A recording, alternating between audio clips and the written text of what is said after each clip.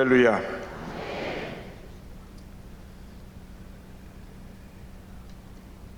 하나님께서 우리에게 새벽에 나와 기도할 수 있는 은혜를 주신 것을 우린 감사해야 됩니다.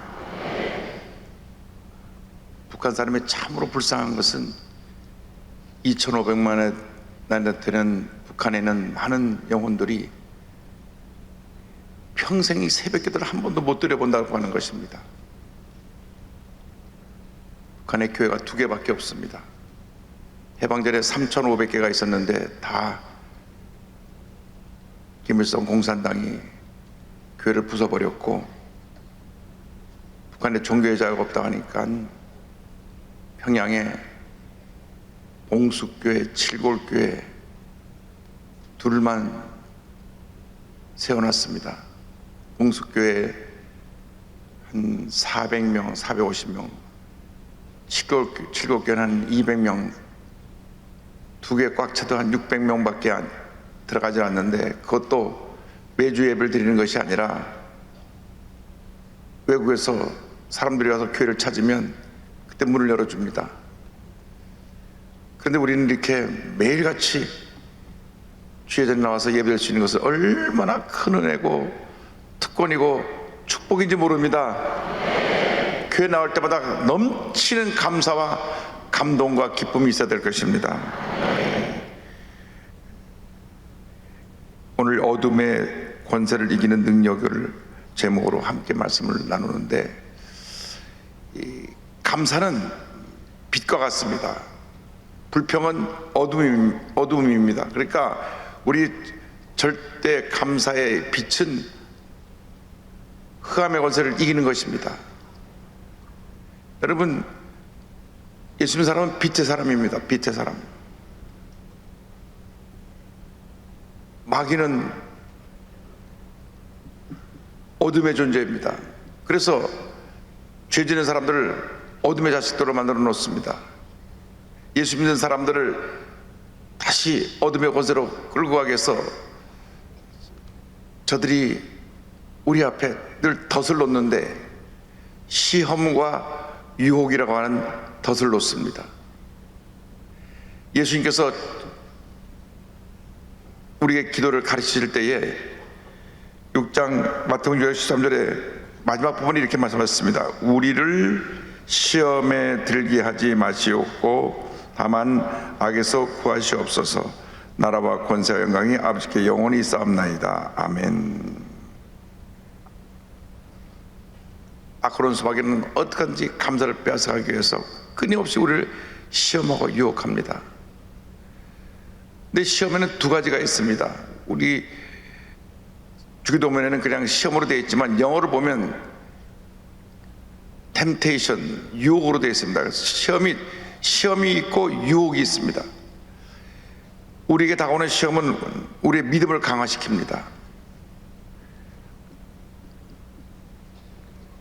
창세기 20장 1절 보면 하나님이 아브라함을 시험하셨다는 말이 나오는데, 그것은 아브라함의 믿음을 테스트해 보기 위해서, 아브라함이 정말 이삭보다 하나님을 더 사랑하는가 그 믿음을 시험해 보기 위해서 모래 땅에 있는 한 산에 가서 이삭을 바치라 하는 시험을 주셨습니다. 그런데 이 시험이라는 것은 잘 통과해서 이겨내면 믿음이 자라고 하나님 앞에서 우리 신앙의 불순물들이 제거되고 하나님 인정받는 주님의 일꾼으로 우뚝 서게 됩니다. 이번 목요일날 수능 시험인데, 시험을 보는 것은 그들의 실력을 보여주기 위해서 시험을 보는 것입니다.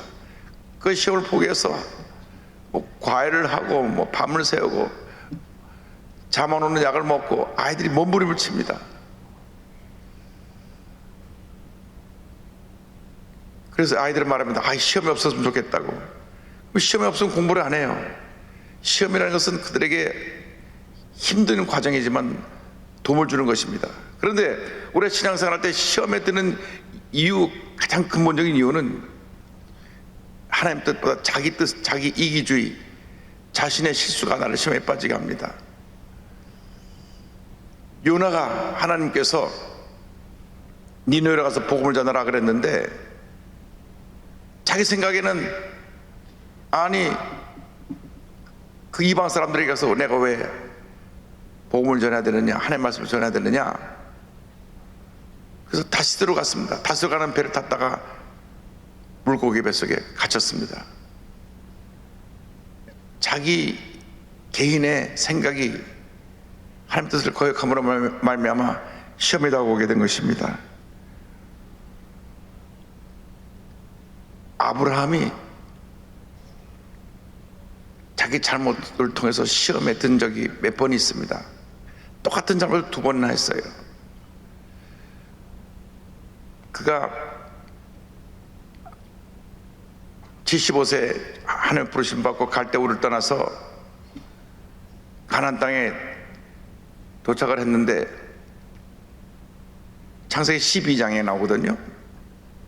잠시 가나안 땅에 기근이 드니까 애굽으로 내려가 가지고 애굽 왕 바로가 그 부인이 아름다운 것을 보고 누구냐? 제 부인입니다. 내가 목숨 걸고 사랑하고 평생 사랑하는 부인입니다 했으면 문제가 없는데 제 여동생이에요. 그래서 부인을 뺏겼어요. 한 번만 그런 게 아니고요. 22장 가보면 또 나와요. 거기 가보면 그라로 왕 아비멜렉에게 저 아름다운 여인 누구냐? 제 여동생입니다. 근데 사라가 아름답긴 아름다웠나 봐요. 왜냐면 나이가 90이 됐는데도 저렇게 아름답다 그래가지고 부인을 얻자 그런 걸 보면은, 그래가지고 부인을 2번이나 뺏겼어요. 하나님 구해주셨지만은 다 자기가 자신의 실수, 자신의 이기주의가 시험에 빠지게 된 것입니다. 그래서 우리가 시험을 들지 않으려면 영적으로 늘 깨어 있어야 되고 하나님과의 관계가 늘 바로 되어 있어야 합니다. 시험에 드는 것은 나의 잘못된 선택으로 된 것입니다. 그래서 우리의 시험을 이겨내야 되는데, 시험하고 유혹하고 차이가 있는 것은 뭐냐면, 시험은 내게 고통을 갖다 줍니다. 고통을 갖다 줘요. 고통을 갖다 줍니다. 시험은 내게 고통을 갖다 줘서 물고기 뱃에 갇히기도 하고 분을 뺏기도 하고, 이 시험을 하나님 앞에 철저히 회개하고 내게 당하는 모든 어려움을 참고 견딤으로 이겨냄으로써 시험을 이겨내는데, 문제는 유혹입니다. 유혹. 예수님께서 주기도문에서 하신 말씀은 우리를 유혹에 빠지지 말게 하옵시며 이렇게 되어 있는 겁니다. 우리 번역에는 시험에 들지 말게 하시옵고로 되어 있지만 유혹에 빠지지 않게 하여 주옵소서. 유혹은 우리를 최악의 상태로 만든다. 최악의 상태로. 무엇이 나를 유혹에 빠지게 하느냐? 내 마음속에 있는 죄의 욕망이 유혹에 빠져들게 합니다. 유혹은 달콤합니다. 내게 쾌락과 만족을 줍니다. 시험은 씁니다. 써요. 이 시험을 통과하려면 힘들죠. 어렵죠. 밤을 새서 공부해야죠. 시험은 어려워요. 그러나 유혹은 달콤합니다.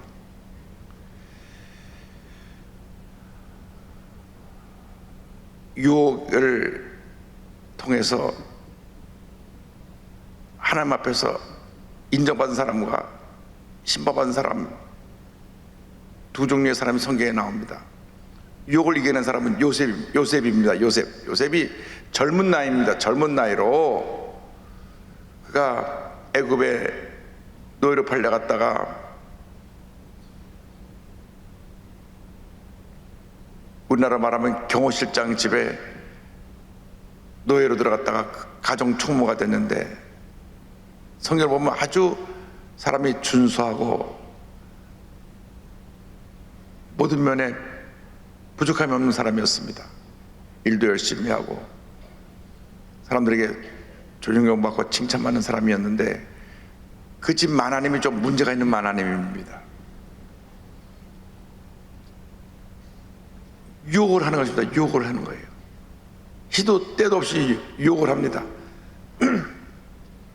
그런데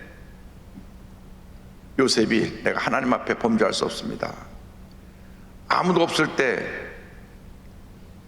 안으로 들어오라 그래갖고 요셉을 붙잡으니까 겉옷을 벗어 던지고 달아났습니다.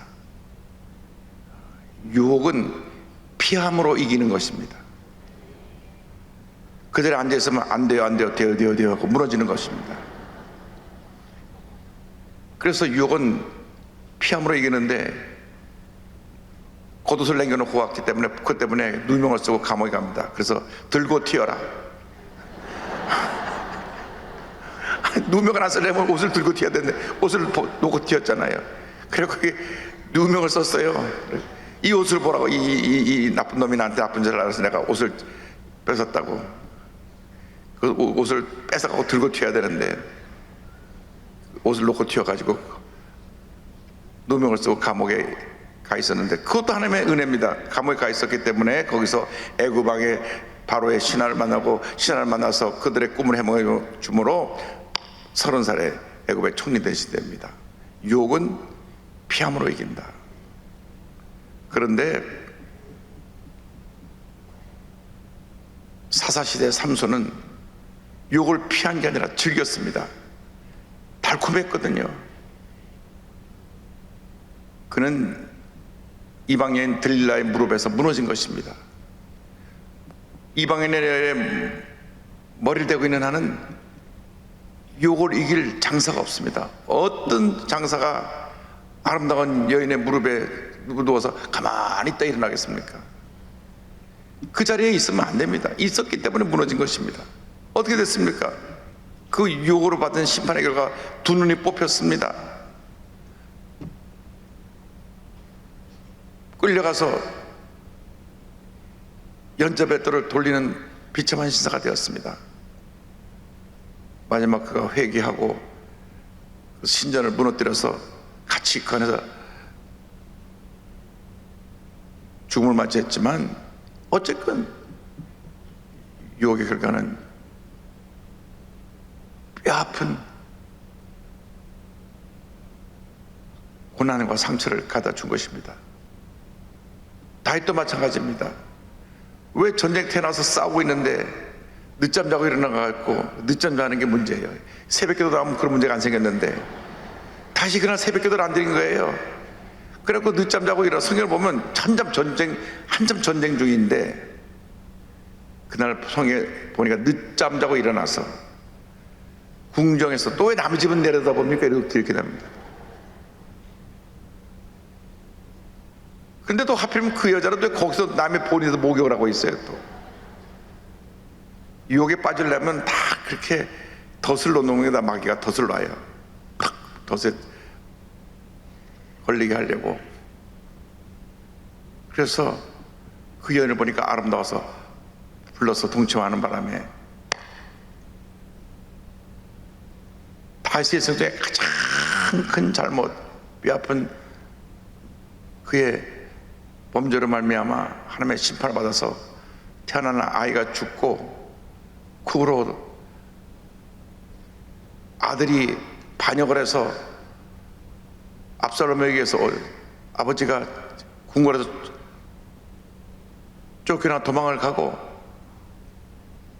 세바라고 하는 또 반역자가 일어나서 문제를 일으키고, 그 후 보면 그 유혹의 결과로 치른 말할 수 없는 고난이 있습니다. 그래서 유혹은 달콤하지만 결과는 그의 삶에 지울 수 없는 상처와 아픔을 가다 주는 것입니다. 그래서 우리가 기억해야 됩니다. 유혹은 피함으로 이기고 시험은 잘 견뎌내서 이긴다.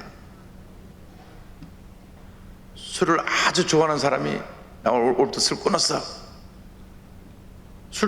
알코올 중독의 사람이 술 끊었는데 친구가 옆에 와서 앉아만 있어, 앉아만 있어. 그래, 나 앉아만 있을게. 그래. 그런데 어느새 먹고 있는 거예요. 알코올 중독이면 가질 말아야죠. 마약 중독한 사람들 보면요, 감옥에서 나오는 순간부터 마약을 하고 싶대요. 친구가 부릅니다. 야, 오늘 어느 클럽으로 와. 우리 친구들끼리 거기서 술 한잔 하기로 했어. 거기서 같이 술 먹으면서 마약하는 걸 알고 있거든요. 가면 마약을 하게 되는 거예요. 도박도 마찬가지예요. 도박하는 사람들은 어디 앉아도 도박한 생각만 하고 있는데, 도박하는 자리를 부르면 거기 가서 하는 거예요. 그래서 패가 망신하는 겁니다. 유혹은 피함으로 이깁니다. 유혹의 자리를 이겨낼 장수가 없습니다. 우리의 이야기에 보면 김유신 장군이 늘 저녁이면 술 먹으러 가는데 어느 날 이제는 술 다시는 안 먹겠다고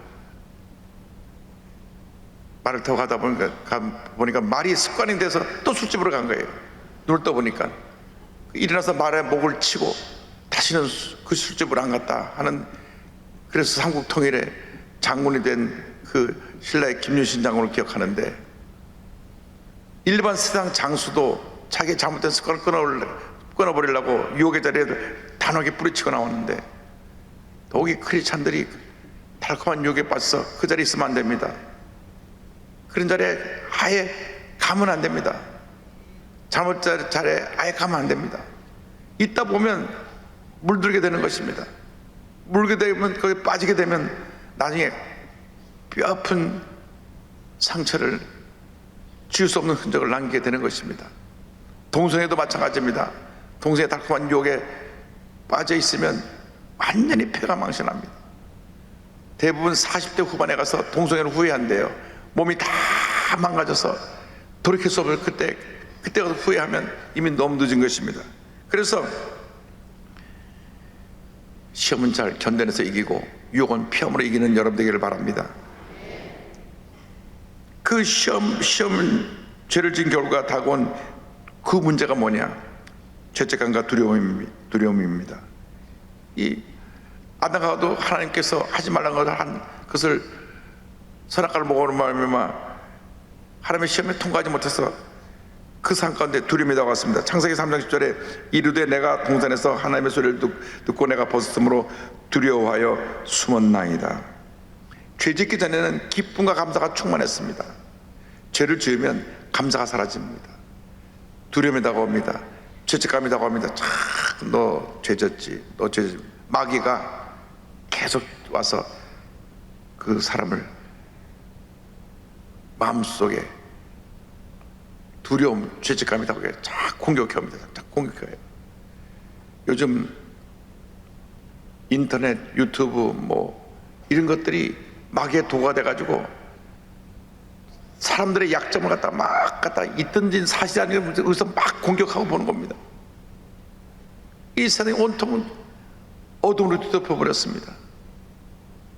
우리 예수 믿는 사람이 기도를 많이 해서 이 잘못된, 이 혼탁해지고 이 흑암의 권세로 둘러싸인 이 세상을 변화시켜야 되는 것입니다. 치료해야 되는 것입니다. 독일처럼 가짜뉴스 처벌법을 만들어갖고 가짜뉴스를 만들면 엄청난 벌금 물려서, 아마 독일에서 가짜뉴스를 공공연하게 퍼치면 최고 벌금이 620억이니까 감히 가짜뉴스를 퍼뜨리지 못해요.